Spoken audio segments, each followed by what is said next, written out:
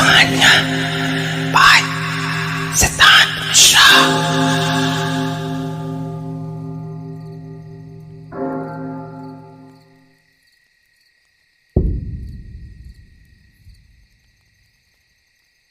ये कहानी मेरे बारे में नहीं है, ये मेरी एक कज़न सिस्टर के बारे में है। मैं कर्नाटका से हूँ और हमारे यहाँ कई रस्में और परंपराएं होती हैं। उनमें से एक ये है कि एक इंसान का किसी देवता के वश में होना और उसका दूत बन जाना। और ऐसा ही हुआ। हम एक फिल्म देखने गए थे जिसका नाम कंतारा है, जिसमें एक आदमी देवता बन जाता है और अपनी ज़मीन को लोगों और बुरी शक्तियों से बचाता है। उस दिन के बाद हमने उस किरदार की नकल करने की कोशिश की कि जब उस पर वशीकरण होता है तो वो कैसे बिहेव करता है।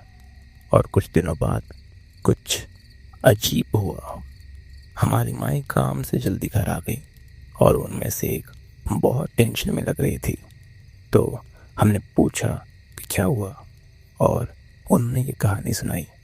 हमारी कज़न समारा उस दिन कॉलेज नहीं गई क्योंकि वो बीमार थी और उसका गला बहुत ख़राब था। इसलिए उसकी माँ ने उसकी देखभाल के लिए उस दिन छुट्टी ले ली और बाय कोइंसिडेंस उसके पिता की भी उस दिन छुट्टी थी। जब वो उसे अस्पताल ले जाने की तैयारी कर रहे थे तभी उसकी माँ किसी से बात करने के लिए बाहर गई। अचानक समारा ज़ोर ज़ोर से चीखने लगी। सब लोग दौड़कर देखने लगे कि क्या हो रहा है, और वो नॉर्मल नहीं लग रही थी। वो काफ़ी तनाव में और परेशान लग रही थी। फिर वो उठकर इधर उधर हिलने लगी। पूरी तरह चलने की कोशिश तो नहीं कर रही थी, लेकिन वो लगभग ज़मीन से कुछ इंच ऊपर उछलने लगी। उसके पिता बहुत स्ट्रांग हैं, लेकिन वो भी उसे संभाल नहीं पा रहे थे। वो इतनी ज़ोर से चिल्ला रही थी कि पड़ोसी भी आ गए और वो ऐसी भाषा में मंत्रों को पढ़ने लगी जो हम में से कोई नहीं बोल सकता था, और सब घबरा कर रोने लगे। वो उसे अस्पताल ले गए, लेकिन स्टाफ भी उलझन में था। उन्होंने परिवार से कहा कि उन्हें किसी तांत्रिक से मिलना चाहिए। पूरा परिवार इकट्ठा हो गया। हमारे एक भाई को एक इंसान के बारे में पता था जो मदद कर सकता था, लेकिन वो फिलहाल बहुत दूर रहता था। लेकिन वो फिर भी हमारी मदद करने के लिए आ गया। वो किसी तरह का रिचुअल करने लगा और आखिरकार वो शांत हो गई। जब उसे होश आया तो उसने हमें बताया कि वो सबको देख सकती थी और उसे पता था कि कुछ गड़बड़ है, लेकिन उसे समझ नहीं आ रहा था कि वो कर क्या रही है। वो मुश्किल से बोल पा रही थी। ऐसा लग रहा था जैसे उसे लकवा मार गया हो। शुक्र है कि अब वो ठीक है, लेकिन मैं सोचता हूँ कि क्या उस पर किसी भूत प्रेत का साया हो सकता है, क्योंकि ये सुनने में पवित्र तो बिल्कुल नहीं लगता।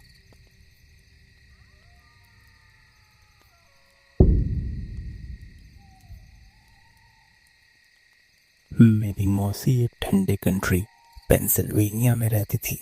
अगर आपने कभी सेंट्रोलिया के बारे में सुना है तो आप समझ गए होंगे कि मैं क्या कहना चाहता हूँ।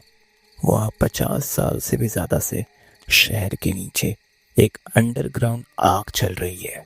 सर्दियों में भी आप फटी हुई ज़मीन से भाप उठते हुए देख सकते हैं, मानो ज़मीन खुद कोई जहरीली चीज़ बाहर की तरफ छोड़ रही हो।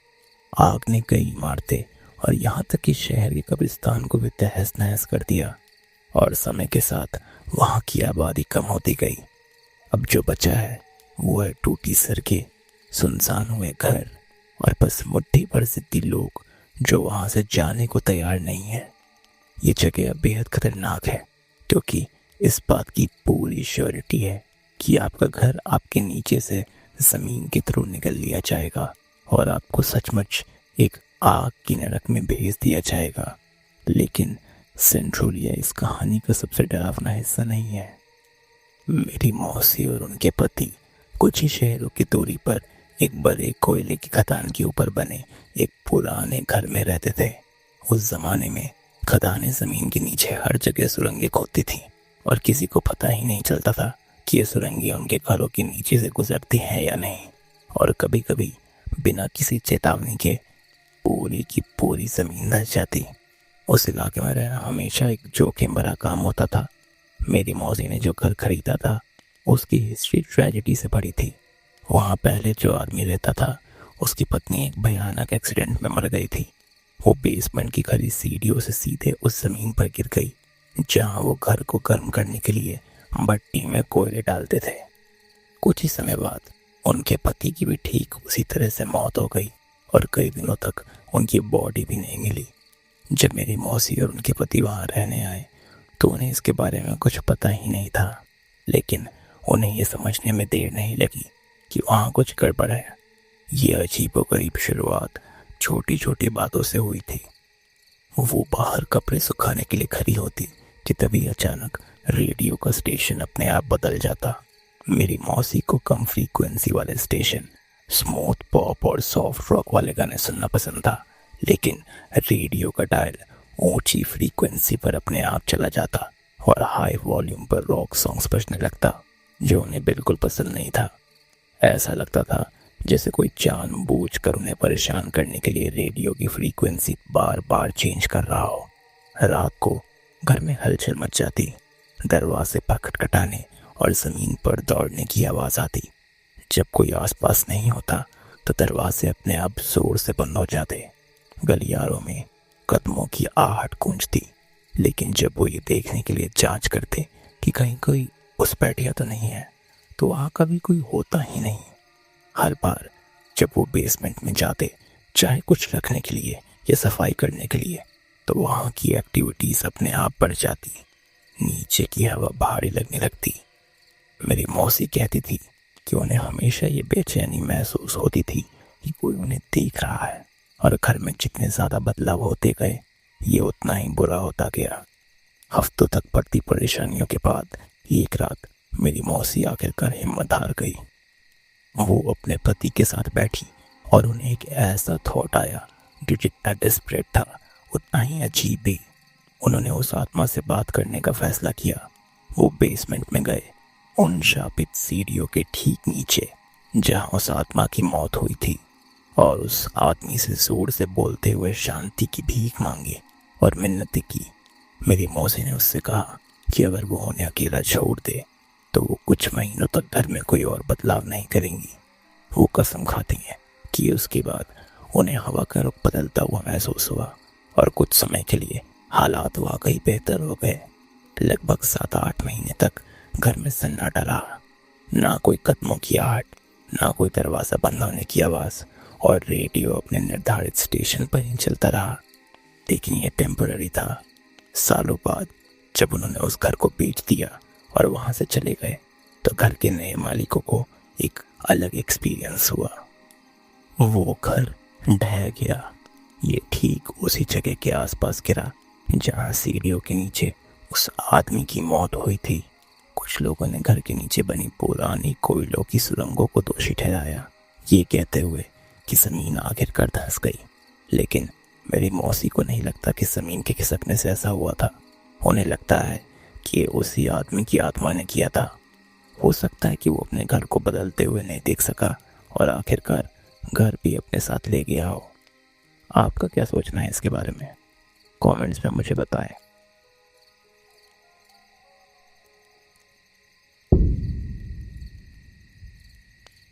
मैं जिस जगह काम करता हूँ वो मिसिसिपी के एक शहर के डाउनटाउन इलाके में है। एक पुराना 3 मंजिला मकान। मुझे ठीक से याद नहीं कि ये कब बना था, लेकिन समय के साथ इसमें कई नए डेवलपमेंट्स हुए। ये एक निजी घर, एक रेस्टोरेंट, एक लॉ ऑफिस और शायद कुछ और बिजनेसेस भी थे जिनके बारे में मुझे जानकारी नहीं है। और 2014 से ये मेरे काम का मेन ऑफिस रहा है। लंबे समय तक मैं अक्सर यहाँ सबसे पहले और सबसे आखिर में जाने वाले लोगों में से होता था, और जब मुझे पता होता था कि वहाँ कोई और नहीं है तो मुझे ऊपर से आने वाली आवाज़ें साफ सुनाई देती थी, और दूसरों ने भी ऐसी ही आवाज़ें सुनी हैं। सितंबर 2015 की एक शाम टॉयज़ आर अस के टॉय शॉप ने star Wars the force awakens के लिए नए खिलौने और मर्चेंडाइज के लिए एक सेल ऑर्गेनाइज किया। 2 वर्कर्स डेविड और रोनी ने काम के बाद ऑफिस में मिलने और साथ में मेरे साथ प्रोग्राम में जाने का डिसाइड किया। मुझे ठीक से याद नहीं कि प्रोग्राम के समय शुरू हुआ था, लेकिन इतनी देर हो चुकी थी कि हम सब अपने अपने रास्ते चले गए और ऑफिस में वापस मिलने से पहले खाना खाया। मैं ऑफिस पहुंचने वाला पहला आदमी था। मैंने गाड़ी पार्क की और रोनी को सीढ़ियों से ऊपर जाता देखा। मुझे लगा कि वो ऑफिस में ही होगा। मैंने गौर किया कि उसने उस दिन पहने हुए कपड़ों से अलग कपड़े पहने हुए थे, लेकिन मैंने इस पर ज़्यादा ध्यान नहीं दिया। मैं अपनी कार से बाहर निकला और सोचा कि डेविड के आने तक रोनी के साथ ही इंतज़ार कर लेता हूँ। हालांकि जब मैं ऑफिस के मेन डोर पर पहुंचा तो वो बंद था। मुझे लगा कि रोनी ने मजाक में उसे पीछे से बंद कर दिया होगा। मेरे पास सामने वाले दरवाजे की चाबी नहीं थी, इसलिए मैंने खटखटाया, लेकिन रोनी नहीं आया। मैंने अपनी कार में वापस जाने का फैसला किया और जब मैं वहां पहुंचा तो मैंने देखा कि रोनी अपने अपार्टमेंट से फुटपाथ पर चलता हुआ आ रहा था और उसने वही कपड़े पहने हुए थे जो उसने उस दिन काम पर पहने थे। मैंने कुछ भी नहीं कहने का डिसाइड किया, लेकिन मुझे लगता है कि मैं काफ़ी अनकंफर्टेबल था, इसलिए उसने मुझसे पूछा कि क्या हुआ। जब मैं उसे बता रहा था कि मैंने क्या देखा, तब डेविड और उसकी पत्नी भी आ गए, तो मैंने ये बात उन्हें भी बताई। हमने उस इलाके की तलाशी ली। हमारे ऑफिस में दो तरफ से फेंसिंग हो रखी थी, इसलिए हम ये सोच कर अलग हो गए कि शायद वो जो भी था वो बिल्डिंग के पीछे से घूम कर गया होगा। अगर हम उसे दोनों तरफ से घेर ले तो वो कहीं नहीं जा पाएगा, पर हम में से किसी को भी कोई नहीं मिला। उन सब ने तो इस बात को अनदेखा कर दिया, लेकिन मुझे ये बात अब भी परेशान कर रही थी। महीनों बाद ये इंसिडेंट मेरे दिमाग से बिल्कुल निकल चुका था और मैं सोमवार की एक सुबह जल्दी ऑफिस पहुंच गया। मैंने लाइटें जलाने और अंदर से दरवाज़ा खोलने की अपनी नॉर्मल रूटीन के दौरान देखा कि रोनी कॉपी मशीन के पास मुझसे मुंह मोड़ कर खड़ा था। मुझे लगा कि जब मैं लाइटें जला रहा था तब वो अंदर आया होगा, क्योंकि मैंने अंदर आते ही सिक्योरिटी सिस्टम बंद कर दिया था। मैंने कहा, गुड मॉर्निंग रोनी, और कॉफ़ी मशीन की ओर चल पड़ा। उसने मेरी बात का कोई जवाब नहीं दिया, इसलिए मैंने ये मान लिया कि उसने शायद मुझे सुना नहीं। उस दिन बाद में इस बारे में दोबारा सोचे बिना मैंने रोनी की पत्नी से, जो हमारे साथ ही काम करती है, पूछा कि रोनी कहाँ है, क्योंकि मुझे एक प्रोजेक्ट पर उसकी एडवाइस चाहिए थी। उसने मुझे बताया कि वो घर पर बीमार है। मैंने पूछा कि क्या हुआ, क्योंकि आज सुबह तो वो ठीक लग रहा था। उसने कहा कि तबीयत खराब होने की वजह से वो तो एक हफ्ते से ऑफिस ही नहीं आया। अभी ये सुनने के बाद मेरे पास उसकी बीवी के लिए कोई जवाब नहीं था। 1-2 साल बाद एक ऐसी ही सेम घटना दोबारा हुई। मैं एक सुबह जल्दी ऑफिस पहुंच गया था और कॉफ़ी बनाने के बाद मैंने रोनी को दूसरी मंजिल की सीढ़ियों से ऊपर जाते देखा, लेकिन कुछ ही मिनट बाद वो और उसकी पत्नी साथ में ऑफिस पहुंचे और उसने बिल्कुल अलग कपड़े पहने हुए थे। मैंने ऑफिस में कुछ लोगों को इस इंसिडेंट के बारे में बताया था, लेकिन वो सब इसे हैलोवीन के समय सुनाने लायक एक अच्छी डरावनी कहानी समझते थे। लेकिन बस इस साल की शुरुआत तक, अब तक मैं अकेला था जिसने उस चीज़ को देखा था जिसे हम दूसरा रोनी कहते थे, या कम से कम मैं अकेला था जिसने इसकी कहानी सुनाई थी। लेकिन फिर एक दिन हमारे प्रोजेक्ट मैनेजर साइमन ने उसे देखा। वो बिल्कुल भी बकवास करने वाला आदमी नहीं है, और वो ऐसा इंसान तो बिल्कुल भी नहीं है जो मनगढ़ंत बातें बनाना शुरू कर दे। घर जाते समय वो कुछ ऊपर ऑफिस में ही छोड़ आया था, इसलिए वो ऑफिस में वापस गया। जब वो ऑफिस पहुंचा तो सब लोग जा चुके थे और ऑफिस पूरा खाली था, पर उसने देखा कि रोनी डेस्क पर कंप्यूटर के सामने बैठा था। हाय रोनी, साइमन ने कहा, लेकिन उसे कोई जवाब नहीं मिला। फिर वो टॉयलेट चला गया। जब वो वापस बाहर आया तो उसने देखा कि रोनी जा चुका था। हालांकि दरवाज़ा खुलने पर उसे कोई आवाज़ नहीं आई। मैंने तब से ही उस दूसरे रोनी को नहीं देखा। दूसरे रोनी के बारे में कुछ बातें ध्यान देने लायक है। वो हमेशा जीन्स पहने रहता है और उसका सर हमेशा दूसरी तरफ रहा है। ना तो साइमन ने और ना ही मैंने उसका चेहरा देखा। वो कभी कुछ करता हुआ नहीं दिखता। दूसरे रोनी में बस एक बार ही कोई मूवमेंट हुई थी, जब मैंने उसे पहली बार सामने की सीढ़ियों पर चढ़ते हुए देखा था। मुझे जानना है कि क्या किसी को पता है कि ये क्या हो सकता है, या क्या आपने भी कभी कुछ ऐसा एक्सपीरियंस किया है? कमेंट्स में मुझे बताएं। सुनने के लिए शुक्रिया।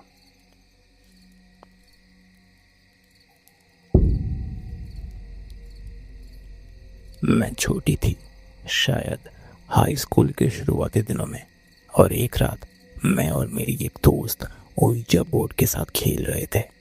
हमने इसके बारे में टिपिकल हॉरर स्टोरी सुन रखी थी, लेकिन हम ज़्यादातर बोरियत और एक्साइटमेंट के कारण ऐसा कर रहे थे। इसे रियल बनाने के लिए हमने एक दूसरे से गहरे निजी सवाल पूछने का फैसला किया, ऐसी बातें जो हम जानते थे कि एक दूसरे को शायद पता नहीं होंगी। इस तरह अगर बोर्ड हमें असली जवाब देता तो हमें पता चल जाता कि कुछ अजीब हो रहा है। अब कॉन्टेक्स्ट के लिए, मेरे सौतेले पिता मेरी लाइफ में जब मैं 4 साल की थी तब से ही हैं, पर मेरी दोस्त को ये बात नहीं पता। जहाँ तक उसका सवाल है, उसे लगता है कि वही हमेशा से मेरे असली पिता रहे हैं। इसलिए जब मैंने बोर्ड से सवाल पूछा तो ये ऐसा कुछ नहीं था जिसके बारे में वो कैसी फेक कर सकती थी। प्लानचेट धीरे धीरे बोर्ड पर चलने लगा। MER। मैंने अपनी आंखें घुमाई और वहीं रुक गई। ये उस नाम के दूर दूर तक आसपास नहीं था जो मुझे बचपन में बताया गया था। मैंने बस इसे नज़रअंदाज कर दिया। मुझे लगा कि बोर्ड या तो रैंडम था या काम नहीं कर रहा था। खैर, 2 साल तेजी से आगे बढ़े। मैं बड़ी हो गई और कुछ कॉन्वर्सेशंस और मेरी माँ को कन्फ्रंट करने के बाद मुझे पता चला कि मेरी माँ मेरे बायोलॉजिकल फादर के बारे में मुझसे हमेशा से झूठ बोल रही थी। मेरे असली पिता का नाम मार्टिन था। हाँ, MER। इन पॉइंट्स को मैं तब जोड़ पाई जब मैं और मेरी ओइजा बोर्ड वाली फ्रेंड उस सेशन के बारे में बात कर रहे थे। और हाँ, ये इंसिडेंट अब तक हुई मेरे साथ सबसे अजीब, सबसे पैरानॉर्मल घटनाओं में से एक रही है।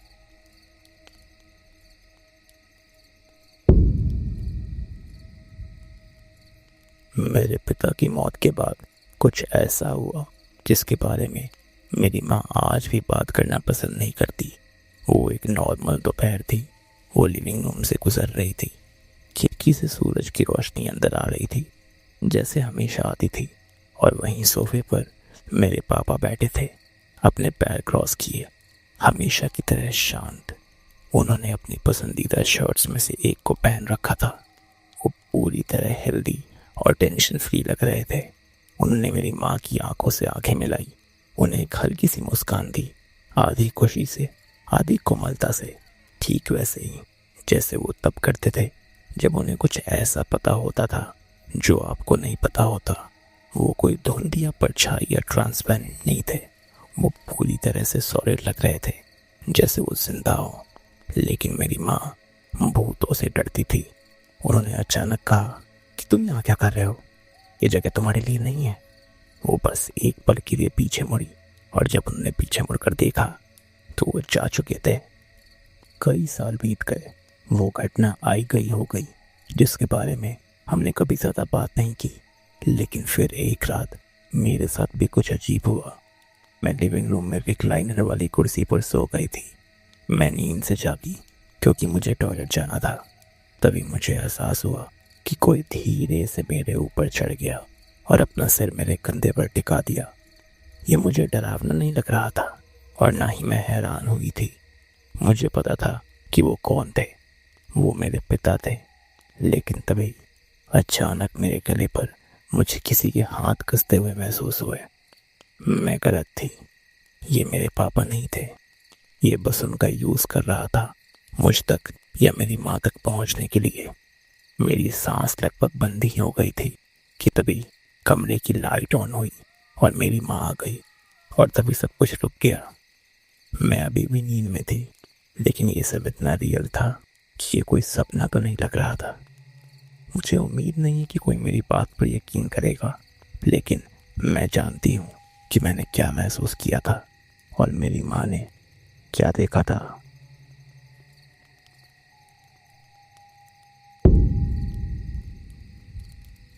उत्तरी आयरलैंड में लर्ड नाम का एक शहर है। ये एक बहुत पुराना समुद्री शहर है, यहाँ तक कि इसके वाइकिंग नाम भी है। इस शहर में सैकड़ों साल पुरानी इमारतें हैं और लगभग 20,000 के आसपास ही लोग हैं। वहाँ एक लंबी मेन स्ट्रीट है जिसके किनारे पॉलक्स नाम की एक ज्वेलरी की दुकान है। ये एक छोटी सी दुकान है, शायद सामने की तरफ 4 मीटर चौड़ी, और जब आप अंदर जाते हैं तो वहाँ खड़े होने के लिए सचमुच सिर्फ कुछ मीटर की जगह ही होती है, और अब सामने और दोनों तरफ कमर तक ऊंची अलमारियों से घिरे होते हैं। जब मैं 17 साल का था तो मैं एक लड़की को डेट कर रहा था। एक बार उसने मुझसे पूछा कि क्या तुम्हें पता है कि ये जगह हॉन्टेड है। उसने मुझे इसके अलावा और कुछ नहीं बताया, सिवाय इसके कि उसने सुन रखा था कि कुछ लोगों ने वहाँ अजीबोगरीब इंसिडेंट्स एक्सपीरियंस की थी। 3 से 4 साल बाद मैं मेन स्ट्रीट पर एक मेंस वेयर शॉप में काम कर रहा था, और वहाँ एक लेडी आई और मेरे बॉस ने बताया कि वो औरत पॉलक्स से है। मैंने चाय पर उनसे पूछने का मौका निकाला, एक्सक्यूज मी मैम, अगर आप बुरा ना माने तो मैं आपसे एक बात पूछ सकता हूँ? मैंने आपके दुकान में भूतों के बारे में कुछ सुना है, क्या ये सच है? वो मुझे बहुत शांत टोन में बताती हैं, जैसे मानो कुछ हुआ ही ना हो, कि उन्हें सालों तक भूत प्रेतों के एक्सपीरियंसेस होते रहे। उन्होंने बताया कि यह एहसास उन्हें लगातार होता रहता था, जैसे कोई उन्हें देख रहा हो, दीवारों पर दस्तक दे रहा हो, और ज़मीन के नीचे से किसी अनजान हाथ या चलती हुई चीज़ से हर समय उनका पैर टकरा रहा हो। वो स्पिरिट उनके बेटे पर डिब्बे फेंकती, उसे पोक करती, उसके कान में फूंक मारती, और धीरे धीरे उसकी हालत काफ़ी बिगड़ती गई। उसके शरीर पर काटने के निशान और खरोंचे जाने के निशान आने लगे, हालांकि उसे ऐसा होने का एहसास तक नहीं होता था। एक बार उसने सिगरेट की लाइटरों की एक डिस्प्ले लगाने में कुछ समय बिताया और फिर वो बाहर चला गया, और जब वो वापस आया तो सारे लाइटर इधर उधर बिखरे पड़े थे, मानो किसी ने सब कुछ ज़मीन पर फेंक दिया हो। उस लेडी ने मुझे ये भी बताया कि वो अक्सर लोगों की अंगूठियों, हारों या घड़ियों के लिए काम करते थे, और कई बार ऐसा भी होता था कि ये चीज़ें बंद पड़े गोदाम से गायब हो जाती थी। वो ढूंढते रहते और कुछ महीनों बाद वो चीज़ें फिर से ऐसी जगहों पर मिलती थी जहाँ पर उनका मिलना नामुमकिन था, जैसे टॉयलेट के सिंक में, कार के बोनट में, और ऐसी बहुत सारी अजीब जगहों पर। ये उस स्पिरिट का पसंदीदा खेल था। लेडी ने कहा सुनने स्पिरिट के साथ रहना सीख लिया था, लेकिन उनका बेटा अब वहाँ सुरक्षित महसूस नहीं करता था। उन्होंने उस जगह पर एक्सोर्सिज्म करने के लिए चर्च से एक प्रीस्ट को बुलाया। उन्होंने बताया कि जब प्रीस्ट उस आत्मा से बात कर रहा था तब सभी को हाथ पकड़कर चलना था, और जब उन्होंने उस प्रीस्ट को एक डरावनी बूढ़ी औरत की आवाज़ में चीखते और गाली देते हुए सुना तो उन्होंने अपनी आंखें खोली। लेडी ने कहा कि उसके सामने प्रीस्ट का चेहरा नाखूनों से नोचा हुआ और पूरी तरह से बदला हुआ लग रहा था, जैसे किसी ने हथौड़े से उसके चेहरे पर मारा हो। लेकिन थोड़ी देर बाद सब शांत हो गया। फिर इसके बाद आखिरकार ये घटनाएं खत्म हो गई। दुकान अब हमेशा के लिए बंद हो गई है। मैंने उस दुकान की ओनर को फिर कभी नहीं देखा, लेकिन मुझे उसकी हर बात पर यकीन था। तब से ही मैं भूत प्रेतों की कहानियों में दिलचस्पी लेने लगा हूँ, और इस टॉपिक के बारे में मैं और जानना चाहता हूँ। अपने दरवाजे और खिड़कियां बंद कर लीजिए, क्योंकि रात बहुत